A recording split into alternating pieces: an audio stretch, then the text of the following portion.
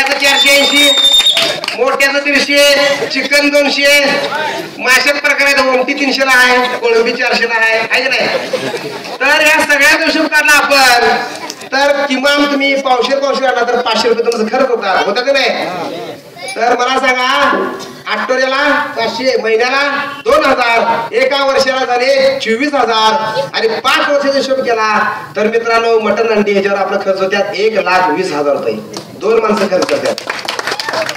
1,20,000चं mutton अंडी काय खाणारी माणसं आपण आहोत. आपण गरीब आहे मग 120 रुपयाला मतदान काय विकता तुम्ही. 120 रुपयाला ताट आहे. ठाण्यावर जावा कुठे बघा 120 रुपये ताट आहे. 100 रुपये 1,20,000 मटन म्हणजे आपण खाणारी माणसं 5 वर्षात. आणि काँग्रेसची लुंगी चुंगी सगळी येतात, भाजप शिवसेनेची येतात आणि आम्हाला 120 रुपये ताट देतात मित्रांनो खायला. आणि आम्ही आमचं मत विकतो. ते विकायच नाही. काय विकणार. आपल्या घरात खायचं आणि मटन दाबायचं कुणाचं बटन कशी दाबायचं. आता जातात आणखीन विषय सांगतो त्या कुटवाड मी निघला म्हणून 1 मिनिटाचा आहे. भाजप आम्हाला सांगतोय मुसलमान शत्रू आहे.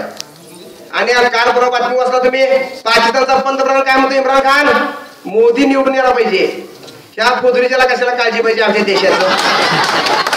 तो आहे घाला पाकिस्तानचा शत्रू आणि तो आम्हाला विचारतोय आम्हाला सांगतोय मोदी पंतप्रधान झाला पाहिजे. मोदीची पुरगी बिरगी करून घेतलाय का काय समजणार.